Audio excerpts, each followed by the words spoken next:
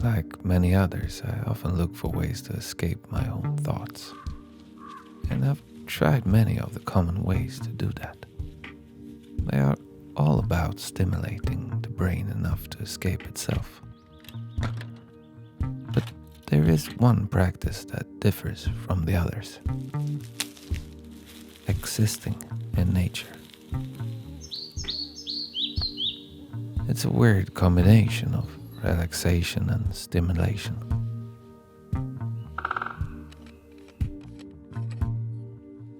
It's like our brain was made for existing in nature. But I am a human in the 21st century. I have no business being in nature. Okay, let's keep going.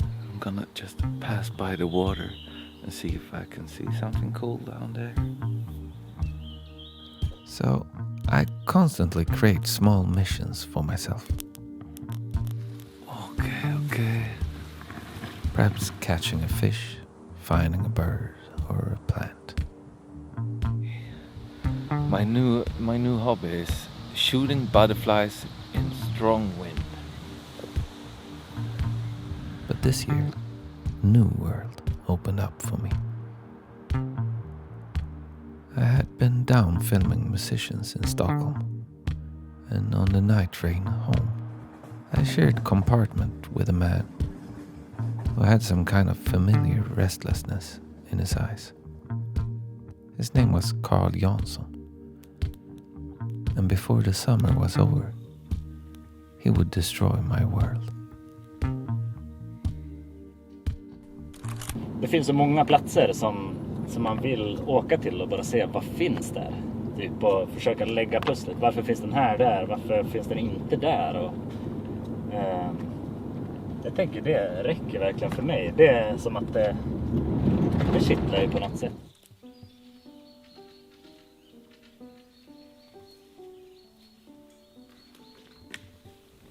Alltså jag tycker det är mysigt med ölburkar på något sätt.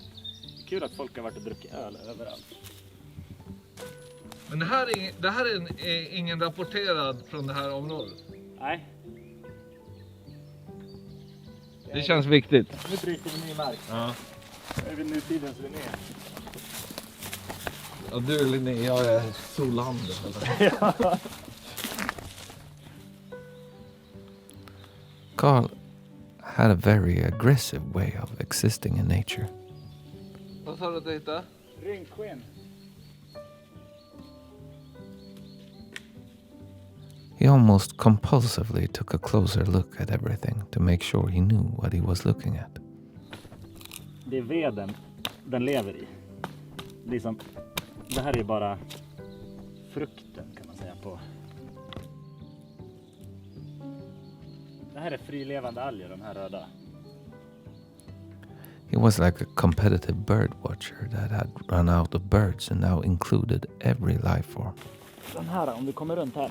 Ser det här gröna? Ja. Det är liksom bålen till en lav som heter ärgnål. Och sen om du kollar i lupp så ser du att det är massa små som spikar typ. And the life form he valued the highest was mushrooms. Men det börjar dyka upp en del kul döda granar. Här växer det granticka. Den är rödlistad, men det är ju verkligen den vanligaste rödlistade svampen på granar. Inte liksom särskilt kräsen så, men den minskar väldigt mycket i södra Sverige.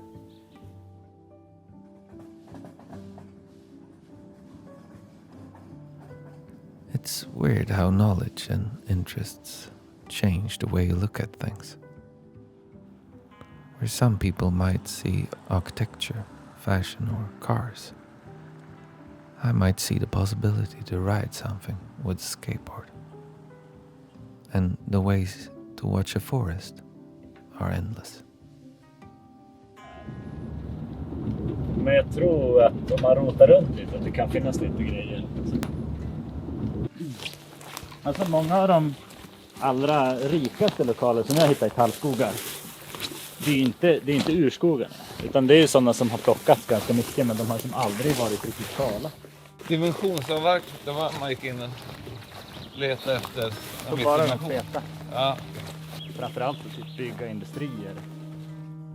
These forests, left after the first wave of logging, was during the second part of the last decade referred to as the Green Lie. Huge areas that looked good, but they produced almost no timber. So they were transformed into modern production forests.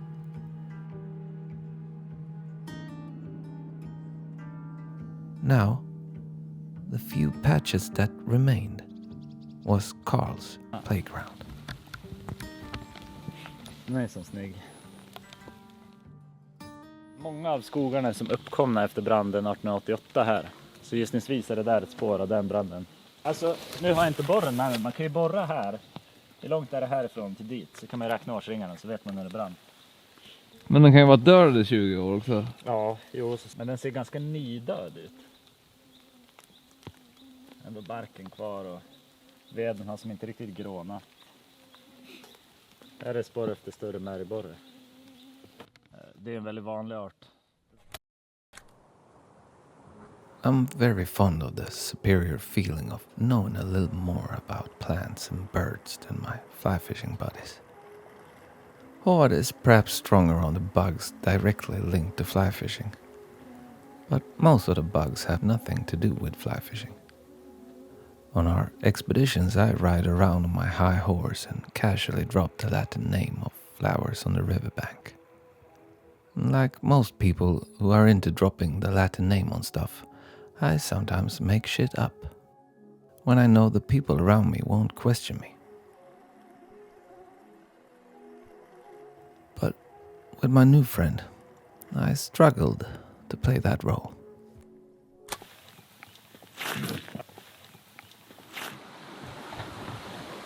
Jag uppdaterar mig igen.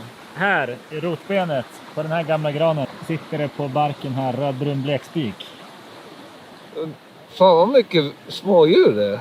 Ja, Det är som en annan värld där nere. verkligen.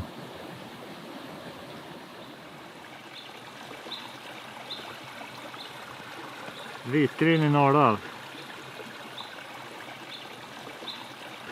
Jag är ingen lavkille egentligen. Jag är en svampkille.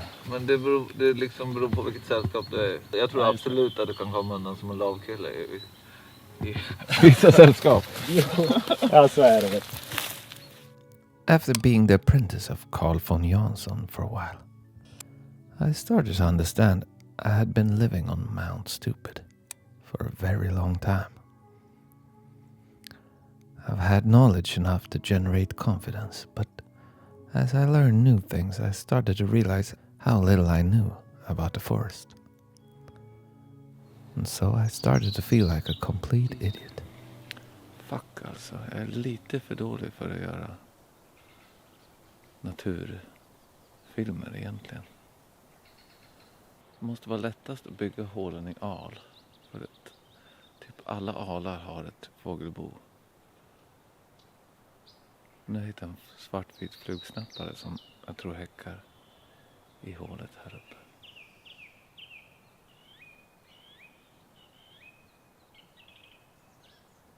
Fungi and lichen was a whole new world to me.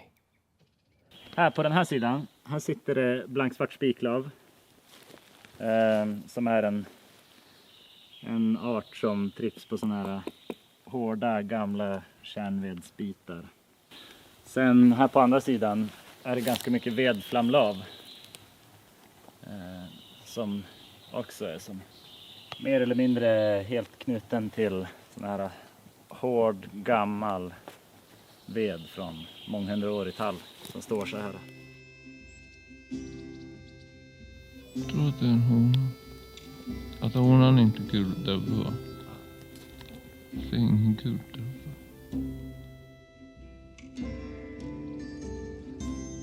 I slowly learned to see the new world. What once just had been labeled shelf fungi in my mind dissolved into different species.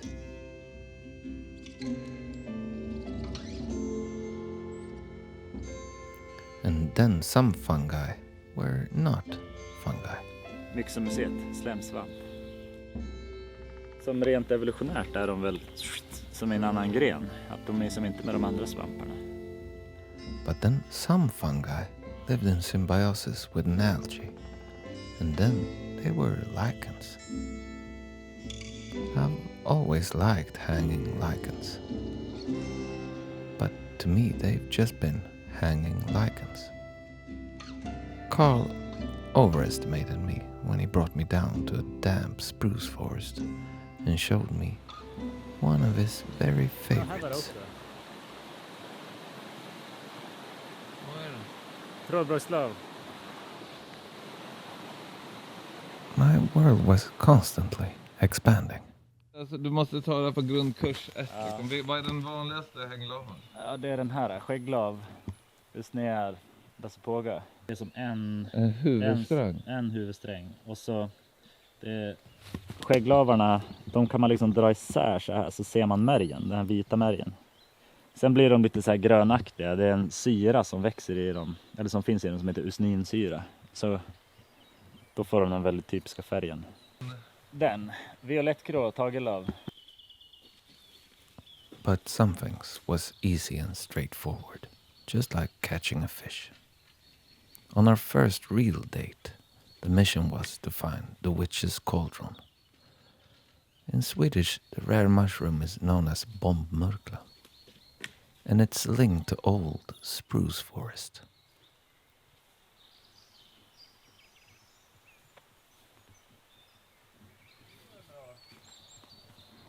Och så ska det vara på rätt sorts mark och så.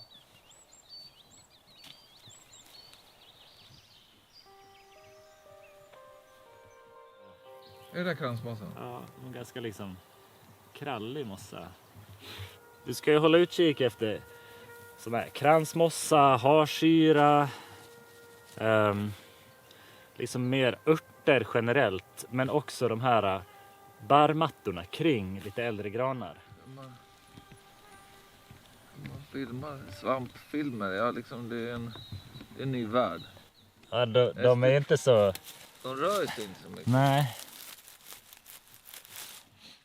Men är det många svampar som håller på så här på våren? Det är några stycken. Men det här är väl en väldigt tydlig vårsvamp. After Carl taught me about the witch's cauldron, I tried to find it myself. It was a perfect mission.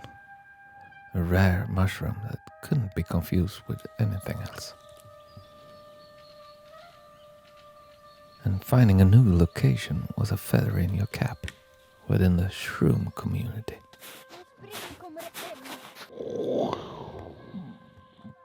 And fame and glory is a motivation better than many others. Kolla här.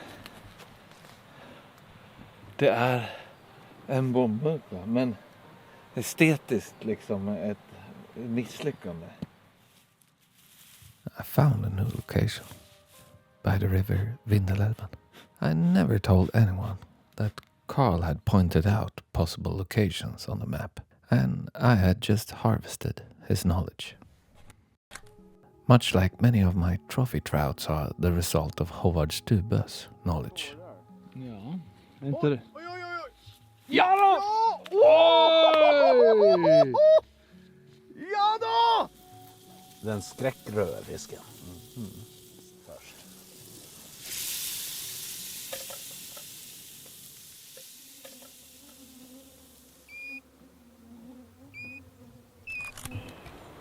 Okej. Jag har identifierat en ny art som jag inte kan. Den här kommer lite överallt. Men jag vet inte vad det är. Tänker att jag kommer få reda på det senare. Every year my brothers and our father have a listing competition.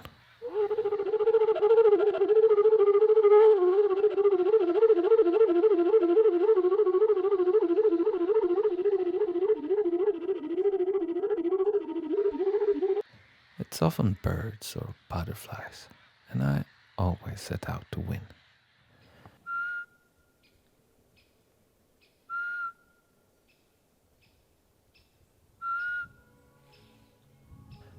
Knowing species has a very high status in our family, and it feels like a once common and now almost outdated skill.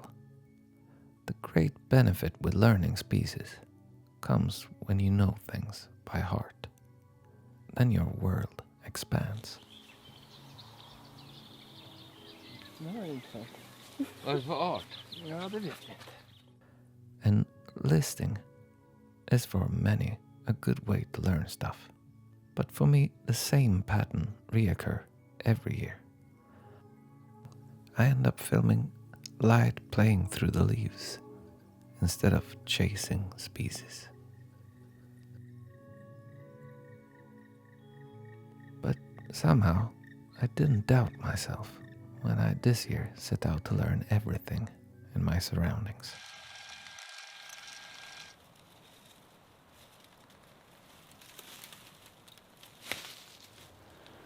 Fåglar, det känns verkligen som steg 1 in i artkunskap.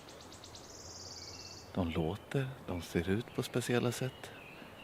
Men sen liksom, hur kommer man in i mossor och lavar? Växter, jag ska hålla mig till växter och fåglar till en början. Men ska ta allt.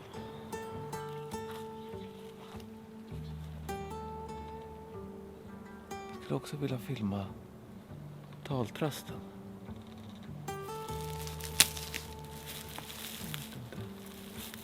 Ja, den här.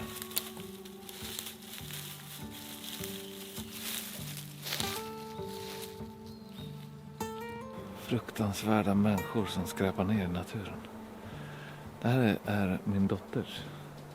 Jag måste ha tappat dem. Vi satt typ här och försökte locka på en järpe i våras.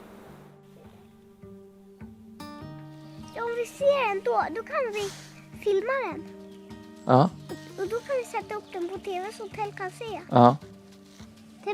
Sen kan han få se på riktigt. Ja.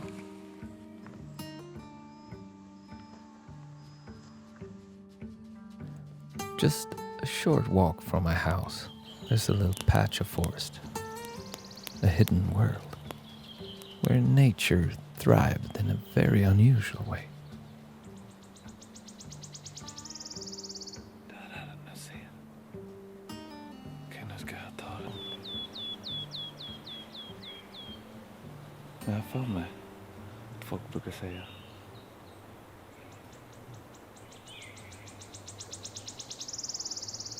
att det ska låta som en mynt som trillar ner på ett bord som liksom snurrar. Det låter ju så. Forest didn't look like your average forest in Västerbotten. There was dead trees, mushrooms and birds everywhere. I'd stumbled upon a sanctuary. Such a cool forest. It's right next to my house. I'm gonna take Carl Jansson over here and he's gonna tell me, what is that mushroom? What is that? What is that? Oh yeah. Good day. Brandljud, brandljud, brandljud. Många tallar som har överlevt branden. Knowing things is also Carl's profession. Nordskogsmyra. He works with evaluating the nature level in a forest.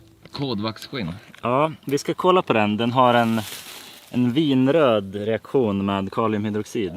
Det är ett antal arter som, framförallt svampar, där kaliumhydroxid är liksom en av de viktigaste reagenterna. Alltså ett måste för att kunna artbestämma. Incitamentet att bevara saker nära städer är väl större. Ja, det är lite synd.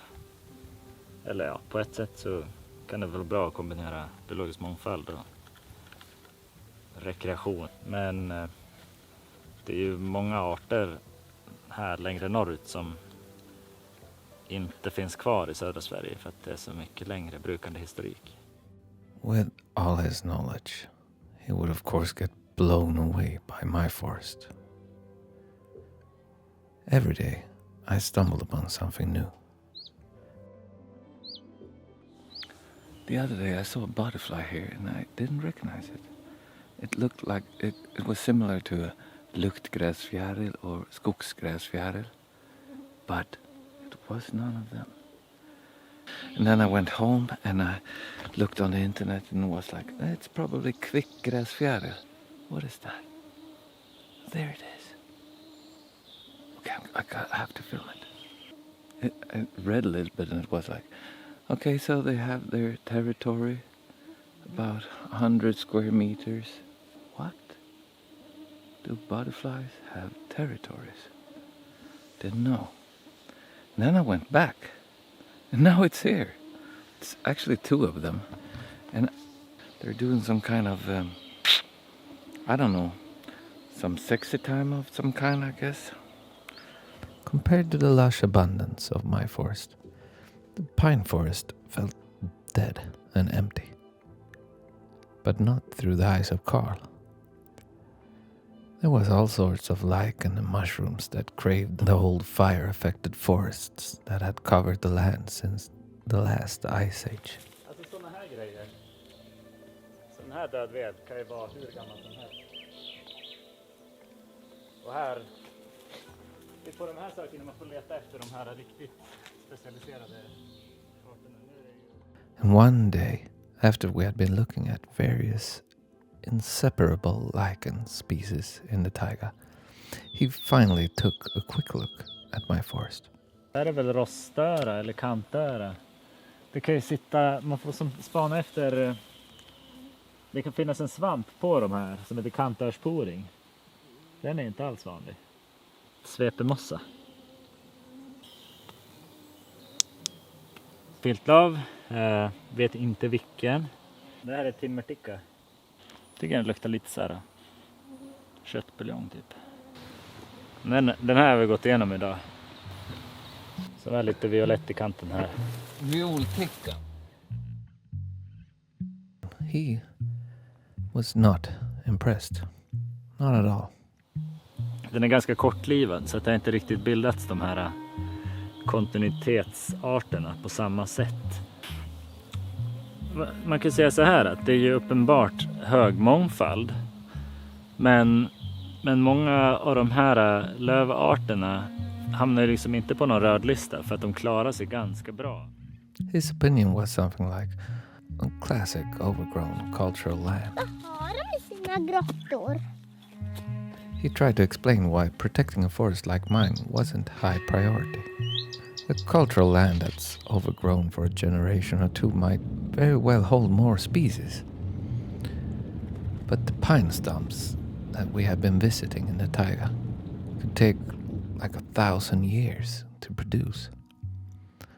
Alltså jag vet ju inte vad jag ska förvänta mig. Jag har ingen referens på en tallhed. Nej, precis. Ja, Som men, är- och i de här tallskogarna så är det ju så jäkla flytande också eftersom att nästan alla är hårt avverkade på 1800-talet. Men de är inte ekologiskt fördärvade. Alltså att det är jätteviktigt, de som haft vissa träd kvar från en tidigare generation, det är liksom de som bär mångfalden. Och att det är en ganska stor skillnad från de här helt omvandlade skogsområdena där det inte finns de elementen. Alltså det är ju inom naturvården också svårt att få förmedla att det här måste vi hålla ögonen öppna för. For hundreds of years, a slow-growing pine survives fire after fire. And when it finally dies, the wood can be so persistent it may stay in the forest for a few hundred years more. Det är många bränder. Nu är det är en brand i mitten. Sen är det en till brand. Så det blir andra branden, tredje branden, fjärde branden, femte branden, sjätte branden. Och så är det kol på utsidan också. Så sju bränder. Och den här har Men drabbat med. det är kolet på utsidan. Ja, Alla träd som står här som inte har brandljud är ju uppkomna efter. ja, Vad är det för fågel som låter sådär? tofsmes. Aha. Så det här är ju ett potentiellt sånt här att jag ska inte säga 1000 år, men alltså den här har ju många 100 år på nacken. Det är som det här inne. Den här lilla barkbiten, det kan ju typ vara från Gustav Vasas tid. Men till modern skogsskötsel måste det också finnas vägar och åter vägar.